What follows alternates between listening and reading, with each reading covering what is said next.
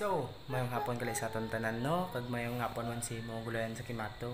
Kung sino man ay mga mayor toto.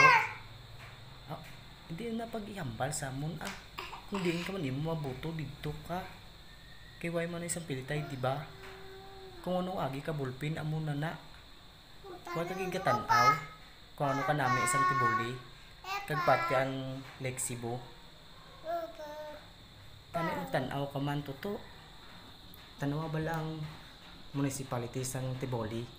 Grabe na gid ang kadako sang pagbag-o, pati ang sa Lexibo.